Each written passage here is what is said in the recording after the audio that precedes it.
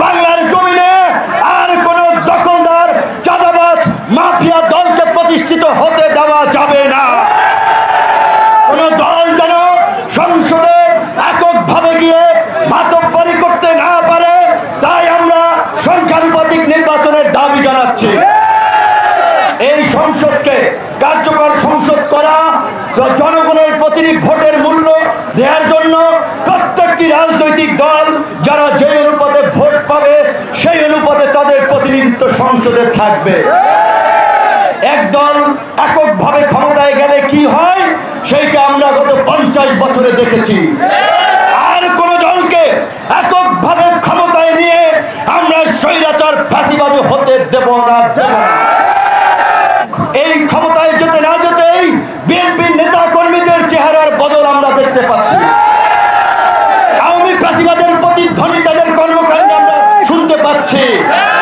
কাজী পরিষ্কার কথা, বিএনপি যদি এটা উপলব্ধি করে, যারা আন্দোলন করেছে বিগত 1.5 দশক রক্ত দিয়েছে, তাদের নিয়ে জাতীয় সরকার করবে, তাদের মূল্যায়ন করবে, তবে বিএনপির সাথে জোট হবে, বিএনপির সাথে রাজনৈতিক সমঝোতা হবে। অন্যথায় বিএনপির বাইরে বিকল্প জোট হবে, বিকল্প শক্তিকে নিয়ে এককভাবে নির্বাচন করা হবে। দখলদার মাস্তান চাঁদাবাজের জায়গা এই নতুন বাংলাদেশে হবে না।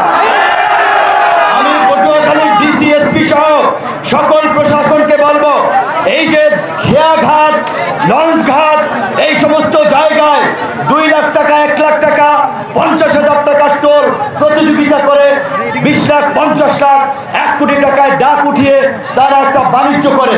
এই খেয়াঘাট, লঞ্চঘাটে কোনো ডাক চলবে না। সমস্ত খেয়াঘাটের ডাক ক্যান্সেল করতে হবে। এই 2-4 টাকায় সরকারের কোষাগারে কিচ্ছু আসে যায় না। এখন সরকার যে ট্যাক্স আইন করেছে, আমরা সবাই ট্যাক্স দেব সরকারি কোষাগারে, আমরা সবাই ফান্ড দিয়ে সরকারকে সমৃদ্ধ করব। কিন্তু চাঁদাবাজদের সুযোগ দিতে এই ছোটখাটো টোল, লঞ্চঘাট, খেয়াঘাটে কোনো ইজারা হাট বাজারে চলবে না। কারণ এই হাট বাজার, খেয়াঘাট, লঞ্চঘাটের ইজারাকে কেন্দ্র করেই এই চাঁদাবাজ দখলদার মাফিয়া বাহিনী তৈরি হয়। আজকে গণ অধিকার পরিষদ নিবন্ধিত হয়েছে, আমি নেতা কর্মীরা পরিশ্রম করেছে, তাদেরকে ধন্যবাদ জানাই। বিশেষ করে আজকে আপনারা যারা এসেছেন অনেক ধন্যবাদ এবং কৃতজ্ঞতা। কিন্তু আপনারা এই কথা মনে রাখতে হবে, 1 মণ দুধের মধ্যে 1 ফোঁটা চনা পড়লে যেমন দুধ নষ্ট হয়, তেমনি ভাবে এই যে আপনারা বিশাল সমাবেশ করেছেন, এইটা দেখে কিন্তু অনেকের মাথা নষ্ট হয়ে যাচ্ছে। কিরে ভাই, গণ অধিকার পরিষদ 3 দিন আগে নিবন্ধন পাইছে, তারা আজকে এইভাবে বিশাল সমাবেশ কইরা ফেলাইতেছে, হাজার হাজার লক্ষ লক্ষ লোক তাদের পেছনে ছুটতেছে। কাজেই আপনাদের মধ্যে রাজনৈতিক বোঝাপড়া এবং ঐক্যের খুবই প্রয়োজন।